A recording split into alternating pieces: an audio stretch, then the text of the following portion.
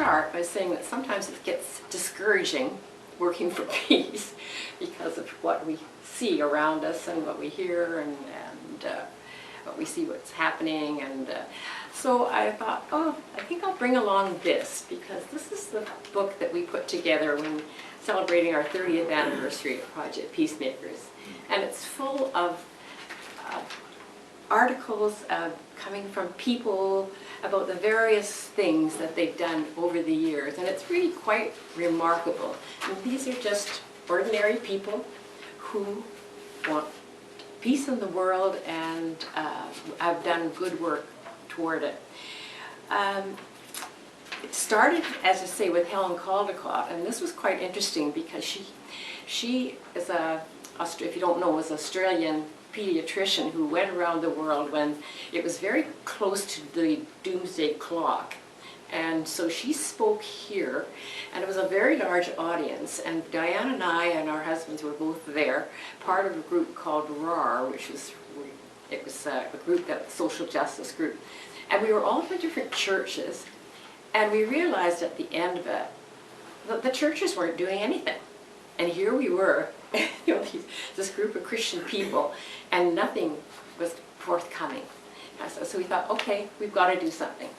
And so that's how Project Peacemakers was formed. There were 6 couples, and we put our money in, all of us, and we nominated Dianne to be our Helen Caldecott, and, oh, no.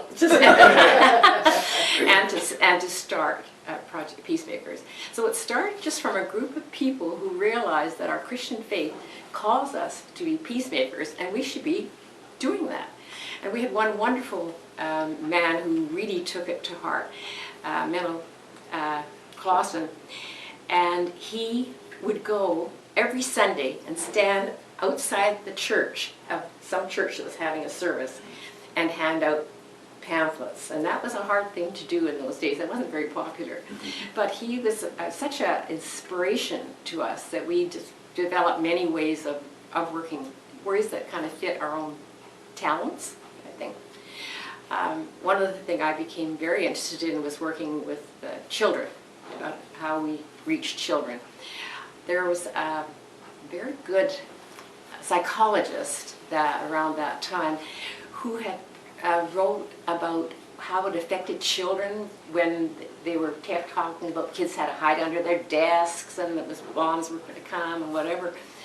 And he found out in a study that the children who were the least afraid, the children who could kind of take this and not just panic all about it, were the children who had parents who were working for peace. And I thought, whoa, that tells me where I should be, kind of thing. That even though things didn't seem like they were making much progress, at least the children felt that they had a family that was concerned for them and concerned for the world and worked for peace. Part of that we've learned, of course, was stories, how important stories are, and that's one of the reasons why Dianne brought all these books. One of the people in our group, and this is an interesting book because people who did specific things wrote about them, like Dianne writes about her time in Nicaragua, that's one of her things. I wrote about how we were able to work with the Manitoba government and have them actually pass the first law in Canada to make it mandatory that if you're selling video games, they had to be marked as whether they were for children or not, and they were not to be marketed to certain ones to under 18. And so we really had the first law in Canada for that, and that was our group. Again, just a small group. Marianne Cirilli worked with us, and she was a former member of the legislature, so she kind of knew how to work with people at that ilk, and we made a presentation and it happened. So again, it's the small things that people feel maybe it's not going to make a difference, maybe it can make a difference. And stories, I think, are really, really important. It's those of you who haven't seen our banner project, there's a perfect example, isn't it, Dianne, of the power of the stories. We had an approach from Jamie Cavero, who was a artist and a storyteller, wonderful storyteller, and Sean Kettner, who was an artist and puppet maker. And they came to us and they had this idea going into the schools, and they would work with the children, and that Jamie would work with them and tell them a story, and they would work together as a peace story. And the story then was handed over to the teachers and to Sean, and they illustrated it.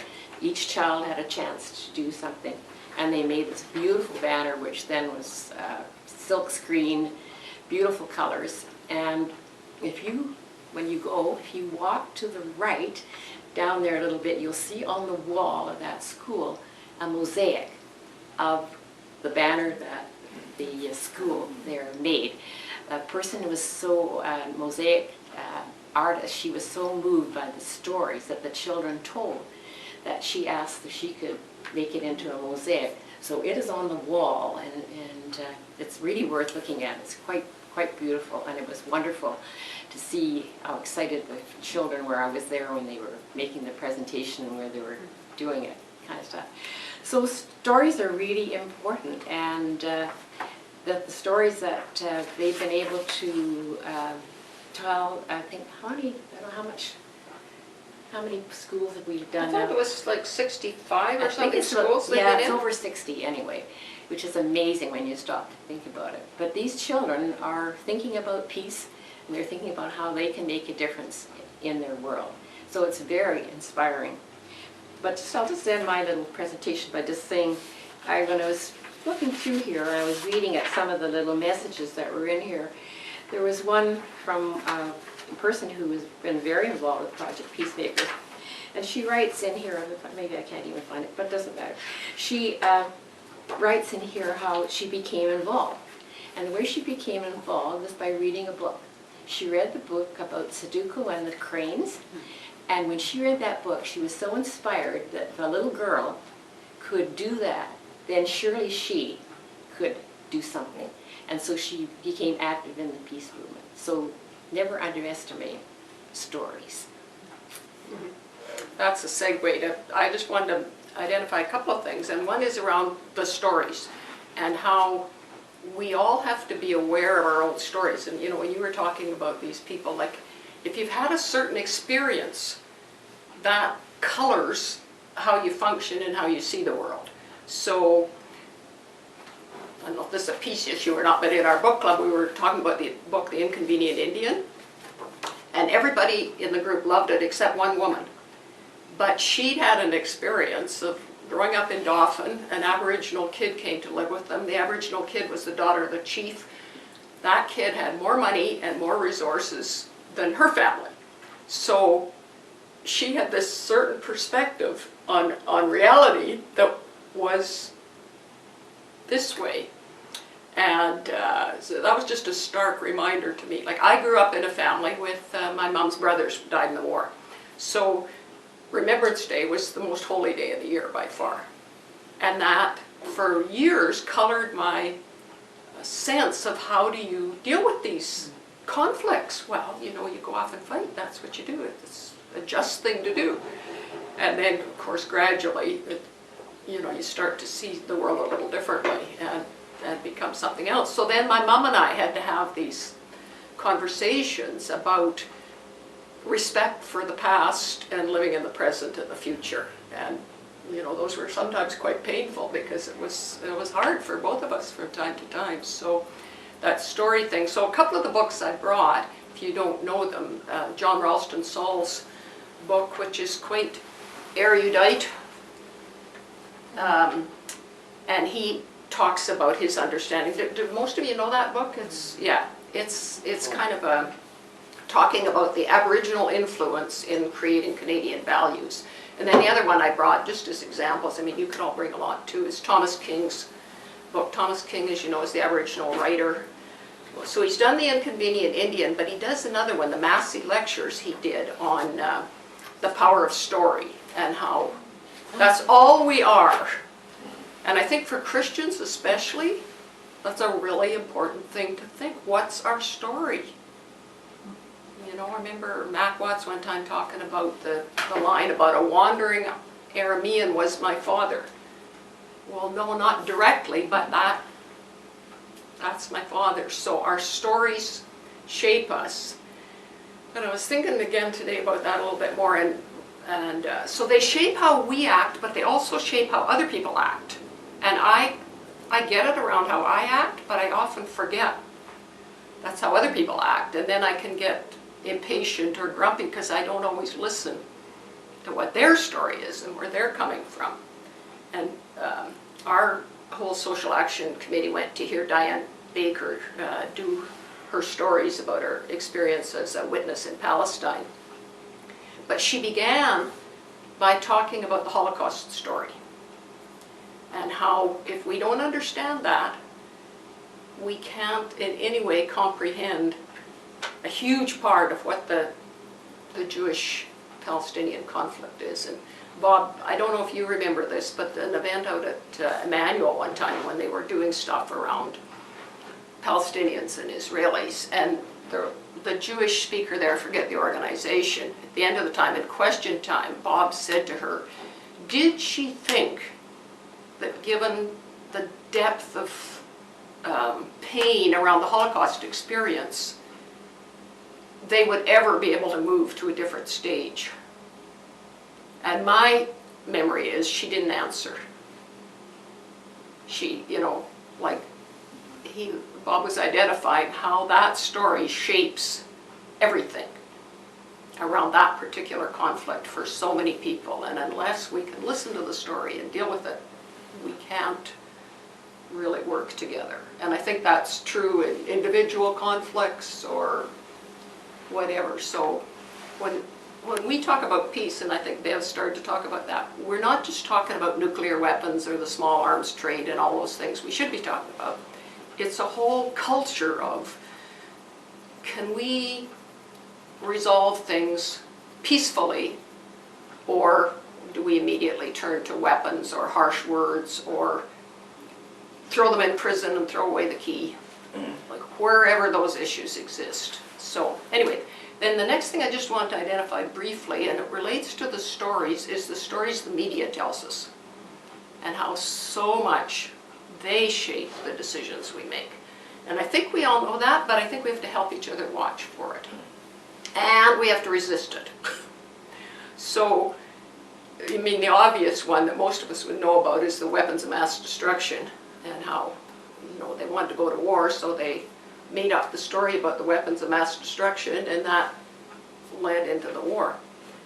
But, and I don't know how many of you knew this, I kind of knew it, but I'd forgotten. The same thing happened in the Vietnam War, when the ones who wanted to go to war started this story that the media all picked up and shared, that an American warship had been attacked.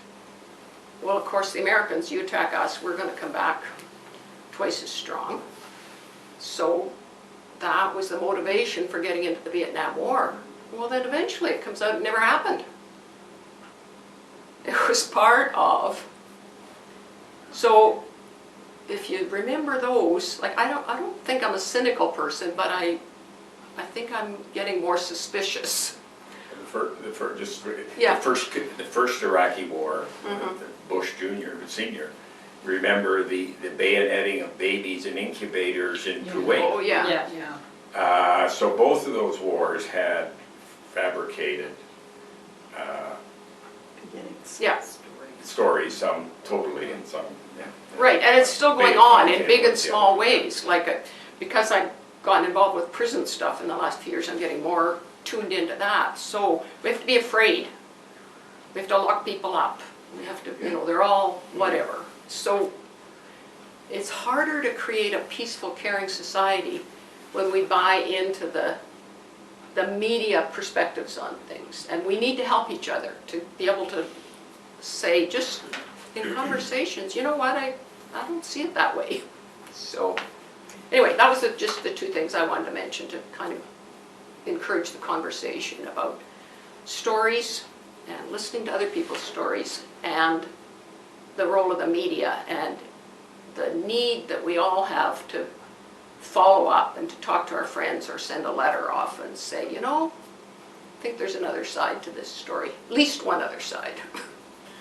So, anyway, we'll leave it at that for now, or did you want to make one more comment? Just one other comment. I mean, sometimes it's very discouraging, the violence that's around us. But on this plus side, when we look now at the children and the things they're doing in their schools, the WE Day, it's got problems, but also these are things that never were happening 30 years ago. There's a lot, children on their own are moving ahead, and as adults we have to find ways to support them and encourage them and be there for them, because I mean, it's their future and they're beginning to realize that. And so I think that's really an important part, especially as Christians. I think that's really something that we can do and should be doing, is to support the young people in their endeavors.